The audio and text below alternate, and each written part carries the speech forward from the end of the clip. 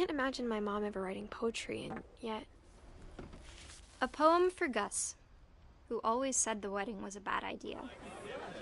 Our father never hit us kids, at least not very hard, before the day my brother said with teenage disregard that he'd be dead before he'd see a wedding in our yard.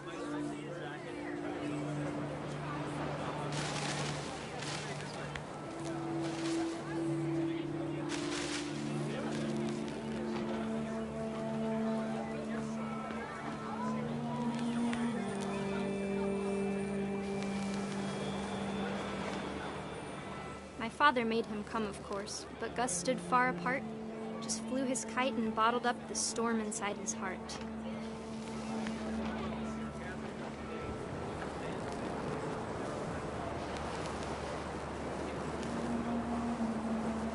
I tried to talk him out of it, but though he'd never met her, we don't need a stepmom, were the words that I now pronounce you husband and wife. You may kiss the bride.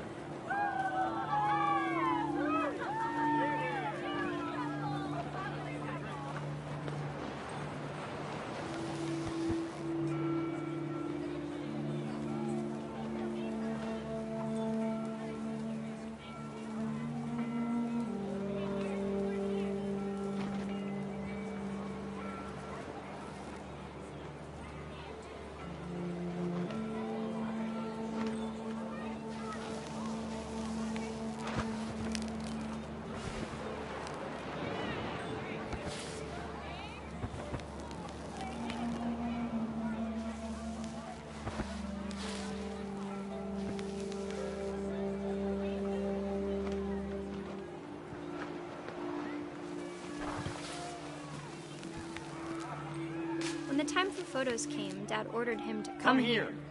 But Gus declined, and as a sign held up his middle finger.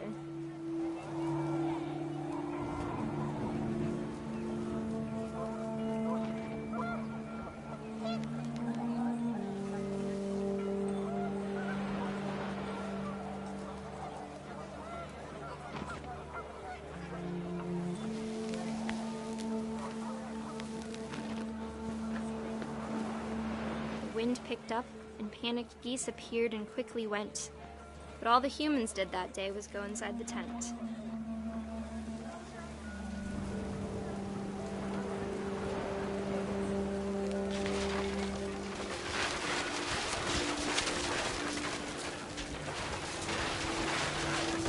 The rain came down in buckets then, but no one seemed afraid that nature might destroy the tent our dad had crudely made.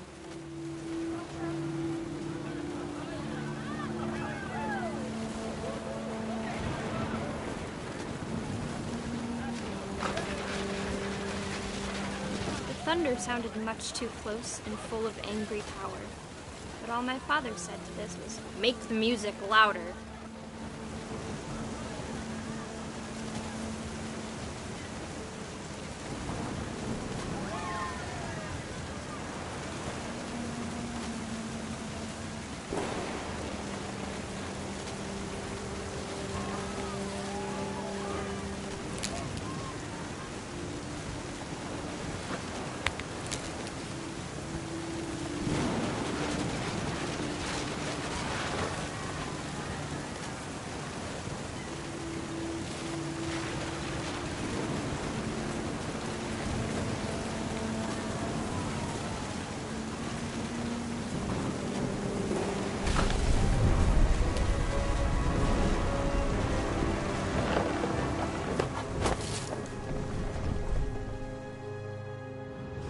I wish that I could truly say I thought about you on that day. Out there on the beach alone, just you, the wind, the sea, and foam. But I didn't, until we found you.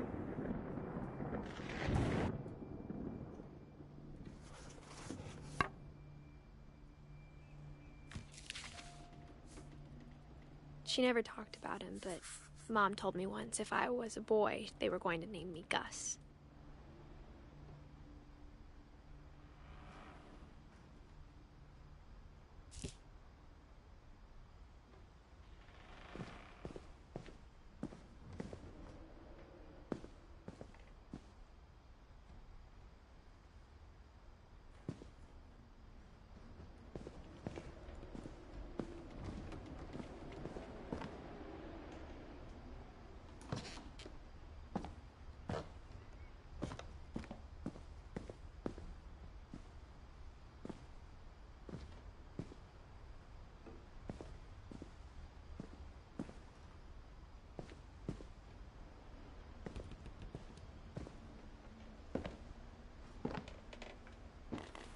My mom moved up to the loft after her brothers died.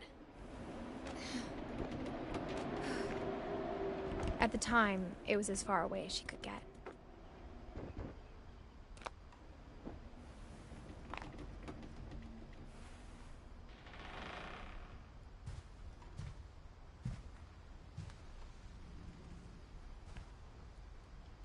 She spent a summer building houses in Calcutta, where she met my dad, Sanjay.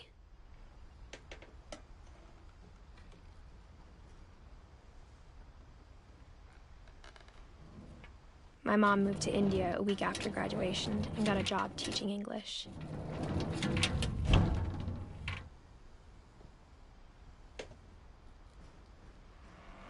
Louis was born a year later.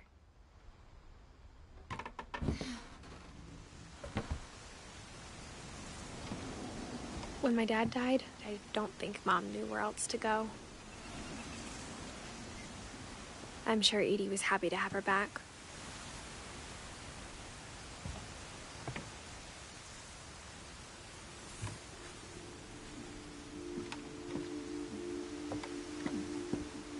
The house had to get a little bigger, but Edie was used to that.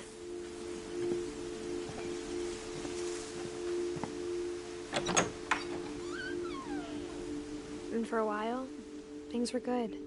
Almost normal.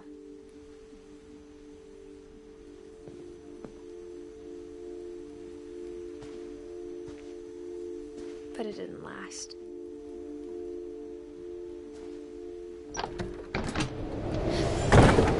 The beginning of the end was Milton's 10th birthday, when Edie gave him a castle.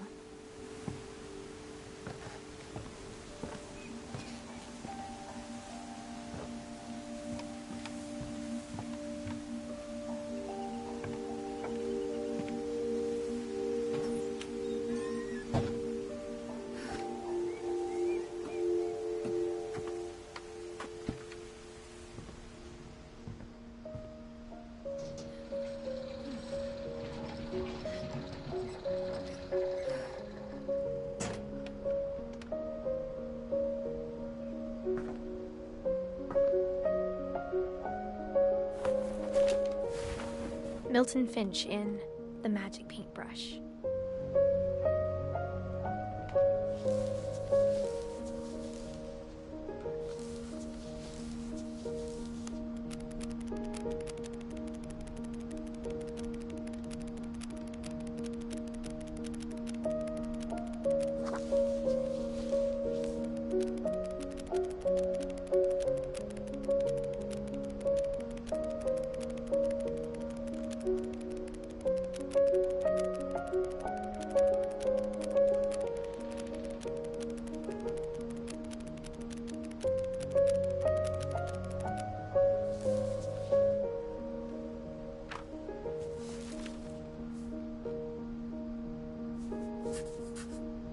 I was 4 when Milton disappeared.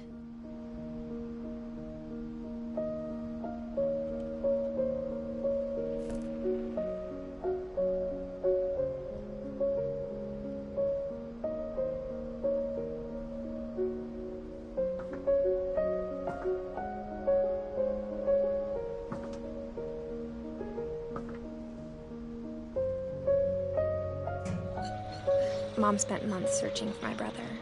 Then she sealed the doors.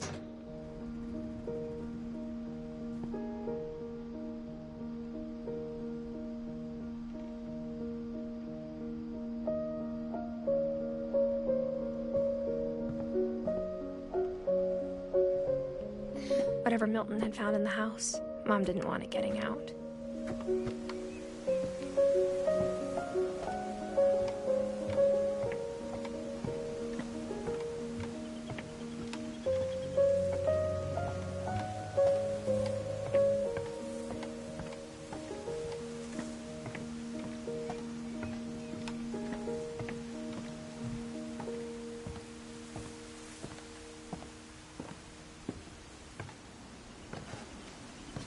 Mom definitely blamed Edie, but I think Louis blamed himself.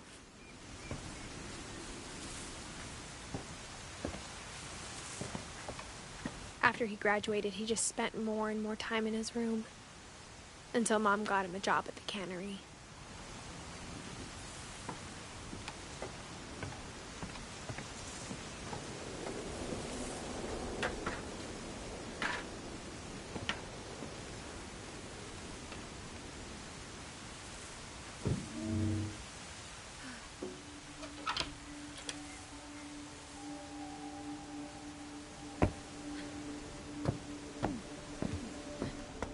Lewis's room smelled very, very familiar. That part of him lived on. Lewis and I spent a lot of time playing games together, but he was surprisingly bad at them. He died a lot.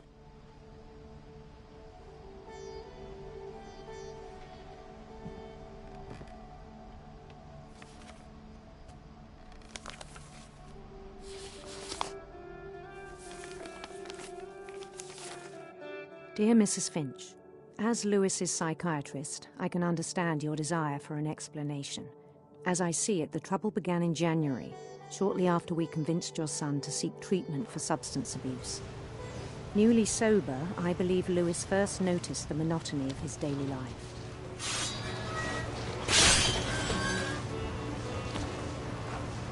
He kept working at the cannery, but he withdrew part of himself. In our sessions, I saw the same behavior. His mind began to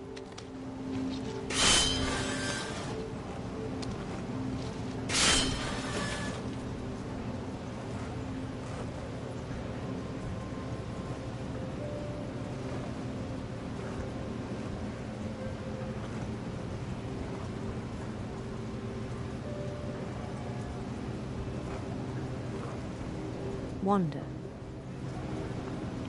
I asked him to describe it.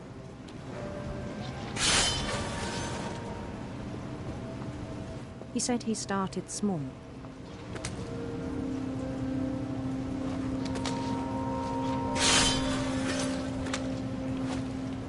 Imagining a labyrinth. He'd feel his way about.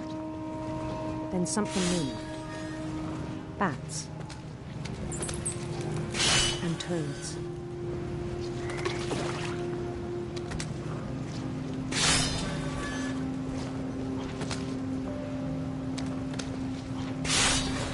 And things that have not names.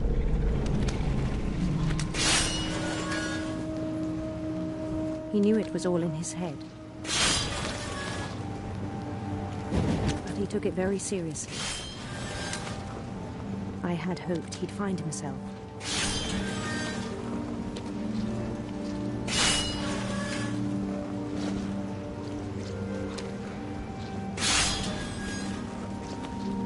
But he found something more.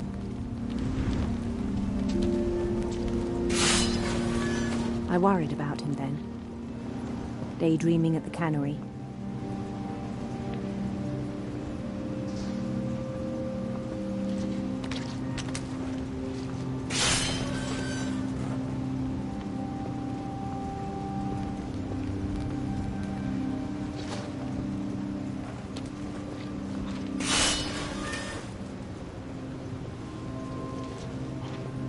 I spoke with his boss, but he said Lewis had become a model employee. Methodical, tireless, focused.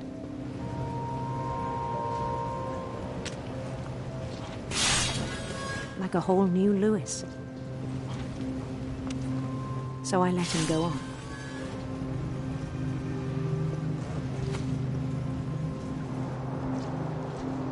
I even encouraged him. It seemed very promising at first.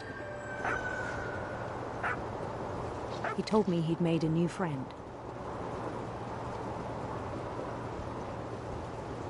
On the edge of a city he named Lewis Topia.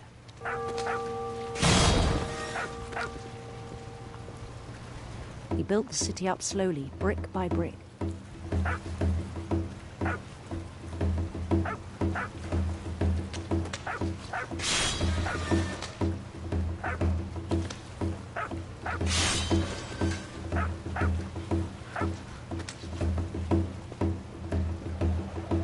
Then he made musicians.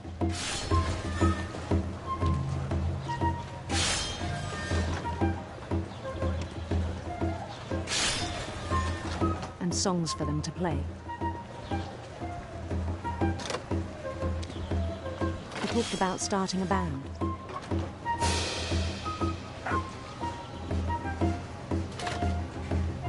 And he was always humming something. Every day his imagination grew stronger.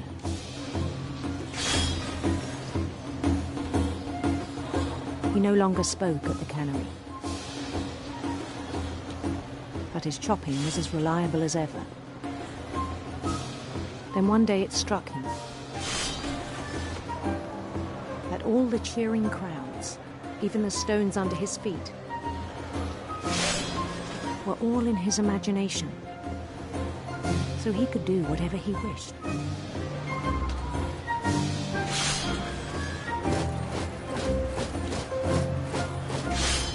He held an election for mayor.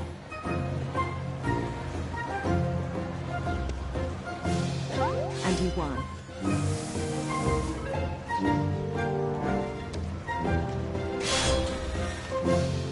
They begged him to stay, but his mind was already wandering.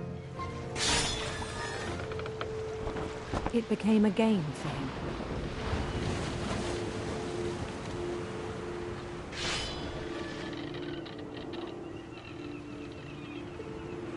He'd conquer a city, then immediately push on. New Louisville.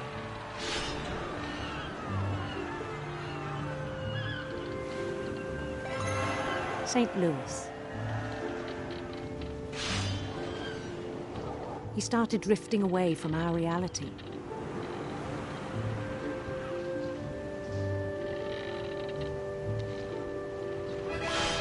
Minneapolis, until one day he forgot to go home from the cannery. Even as his mother pleaded with him, part of Louis kept sailing on.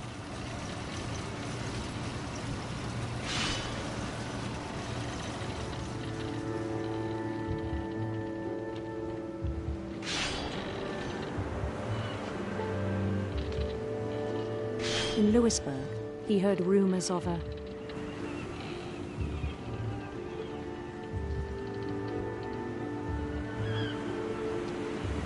handsome queen.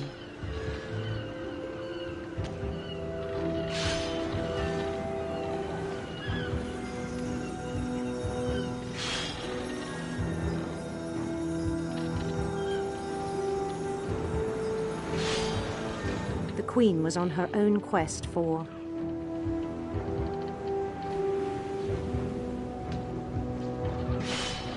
radiant rainbows.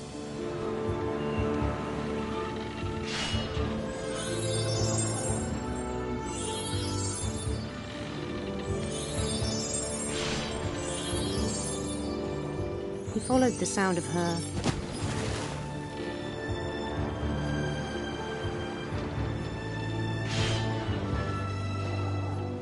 silver harp.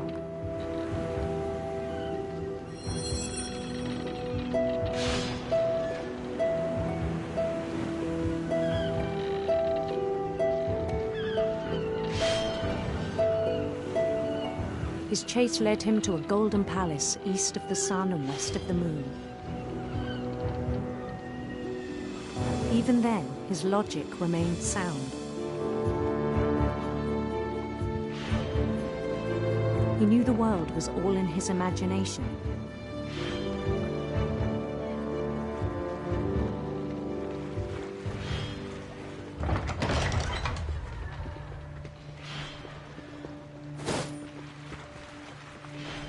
But he was so proud of having created it.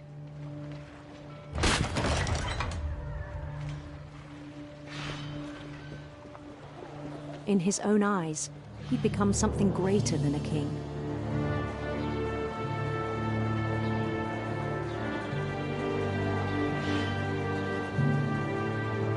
For someone who'd never known success in the real world, I think it was overwhelming. And then it struck him that the real Louis was not the one chopping salmon. but the one climbing the steps of a golden palace.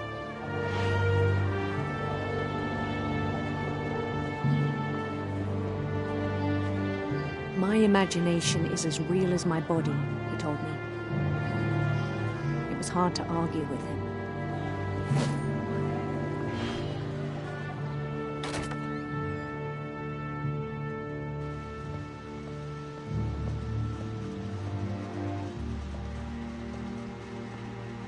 We began to forget the world we know.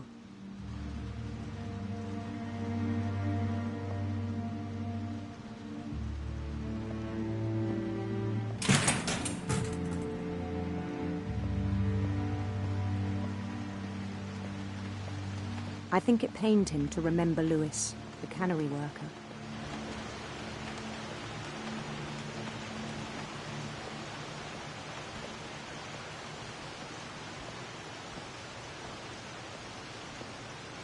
He began to despise the man with a royal contempt.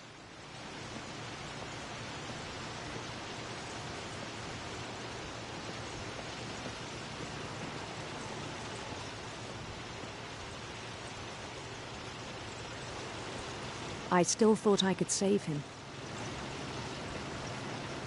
Even after he said he was being crowned king over all the lands of wonder.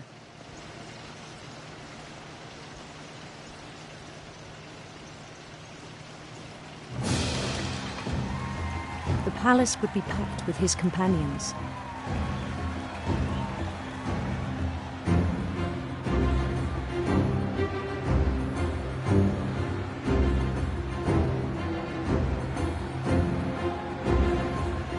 Including the wise Calico who'd insisted on inviting him.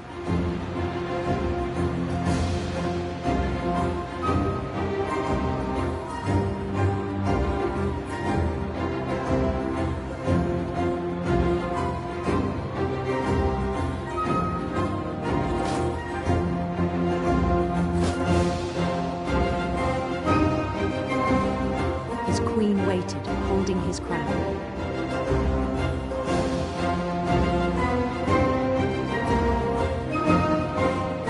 There was only one thing left to do.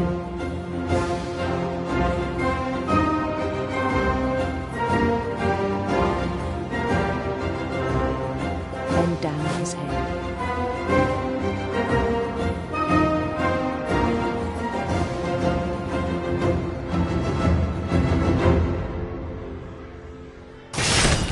And the rest I think you know. Mrs. Finch, your son was a kind man who will be missed by all of us who knew him.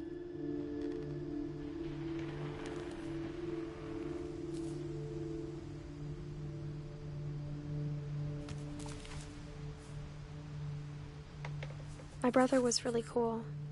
I wish you could have met him.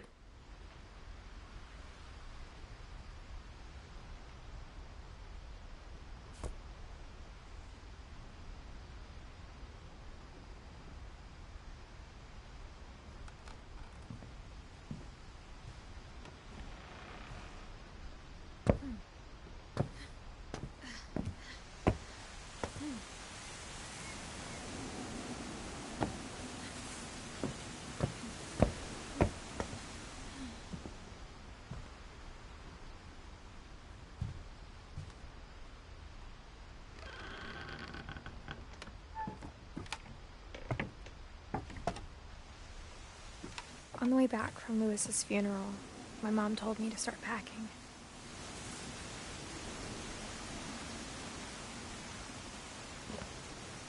She waited until the day before we left to tell Edie.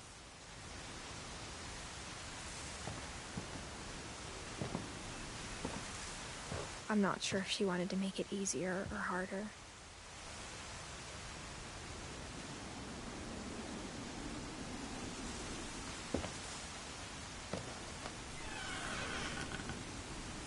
I wish we'd stayed. But I understand why we left.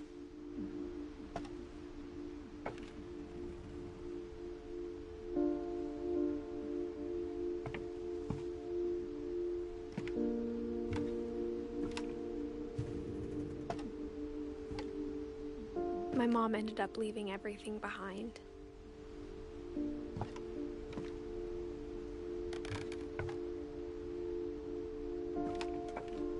What happened that night had been coming for a long time.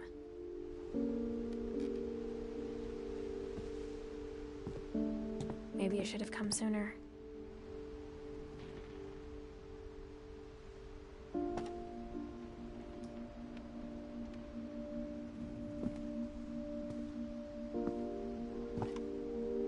But it had to end one way or another. All that's left now was to tell you about that last night.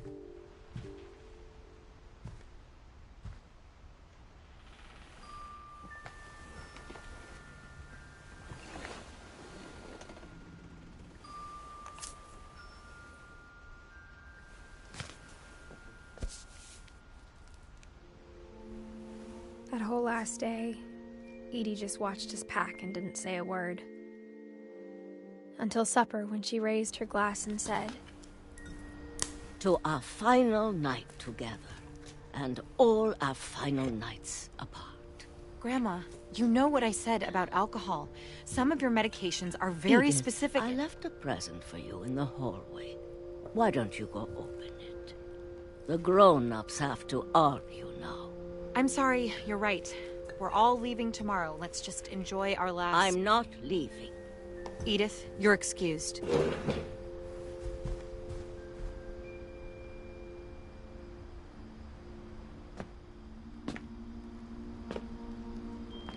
the power had been shut off that morning, but Edie always had plenty of candles.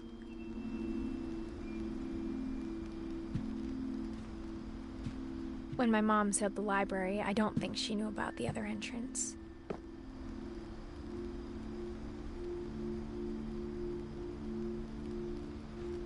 Or that Edie had a key to it.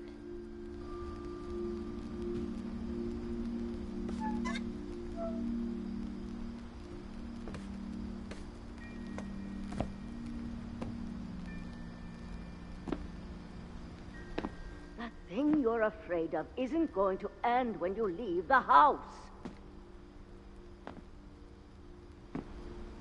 Edith has a right to know these stories. My children are dead because of your stories. I think it's best if Edith and I leave tonight.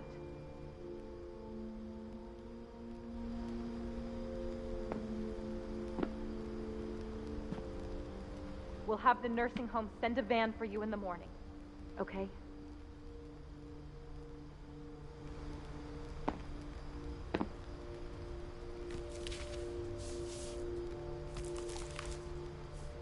Dear Edith, there's so many stories I wish I could tell you, but there's only time for one. This is about what happened on the night you were born. That night, the tide went way, way out.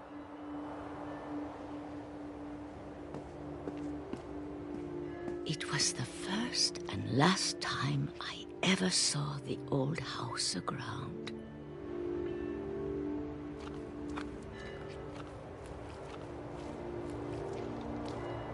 There'd been an earthquake out in the middle of the ocean. They called it the lowest tide in 1,000 years. God, it smelled awful. You know, I've seen that house every day of my life.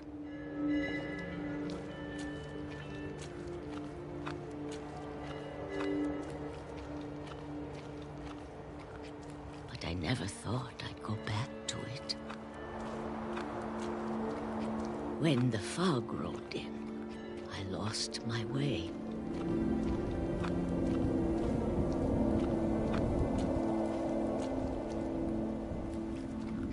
I got turned around.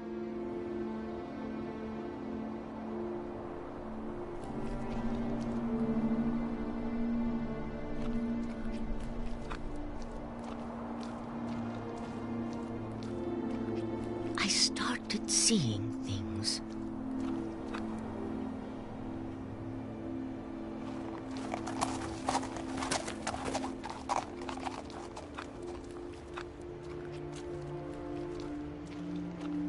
Things I'd forgotten had ever existed.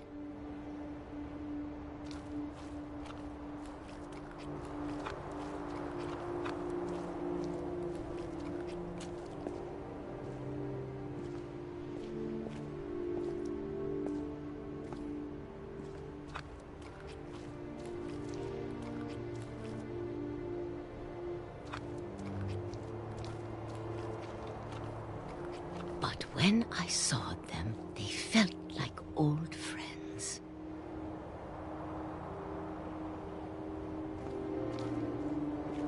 That night, a lot of things came back to me. Or maybe I came back to them.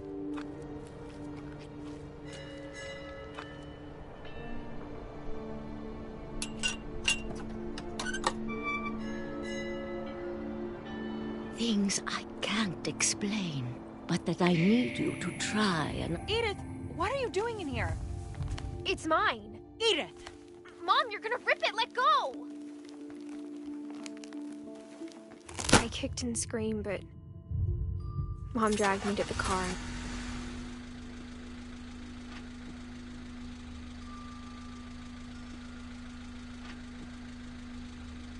I never saw Great-Grandma Edie again. The next morning, the van came to pick her up, but she was already gone. After that, we moved around a lot.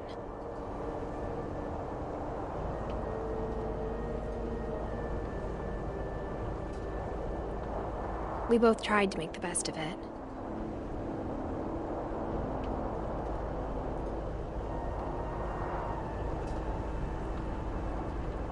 A few years went by.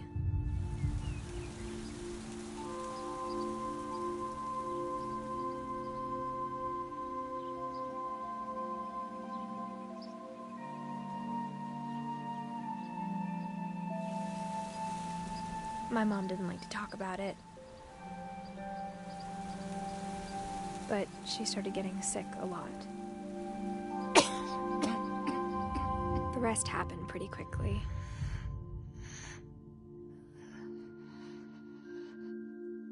She got better for a while, and then she didn't. And then I was alone.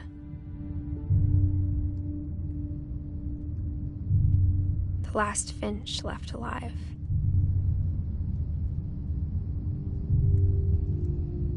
Until I found out about you. I'm still not sure what to tell you about all this. If we lived forever, maybe we'd have time to understand things. But as it is, I think the best we can do is try to open our eyes. And appreciate how strange and brief all of this is. This journal was supposed to be for you.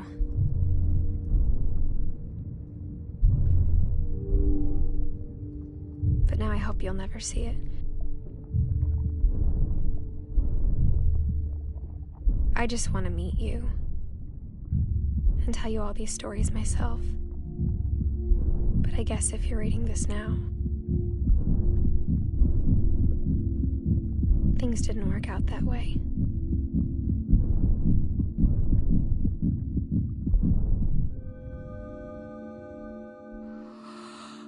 This is where your story begins. I'm sorry I won't be there to see it. It's a lot to ask, but I don't want you to be sad that I'm gone. I want you to be amazed that any of us ever had a chance to be here at all. Good luck.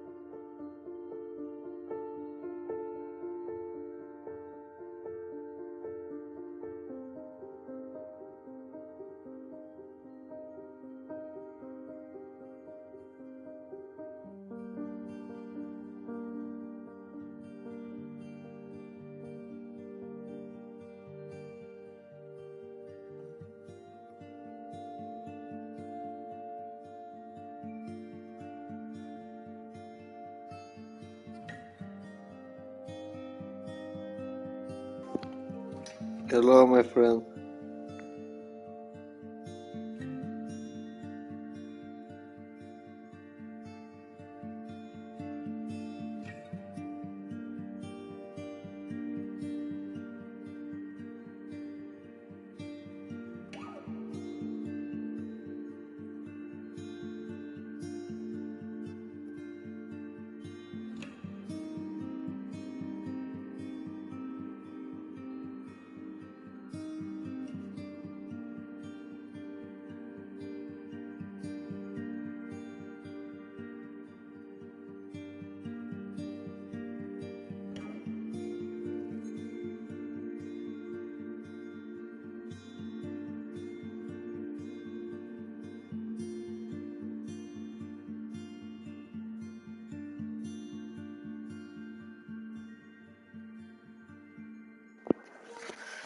Its name the game is Edith Finch.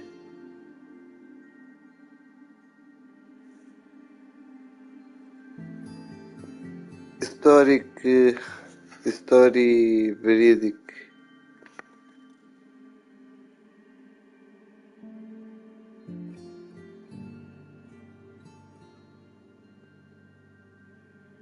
It's finished the game.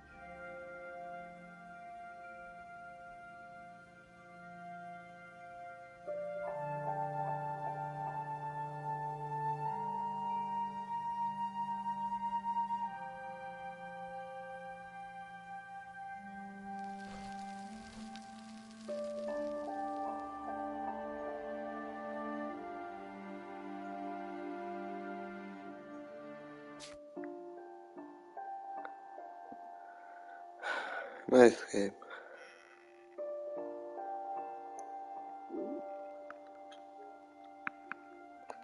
Goodbye, my friend.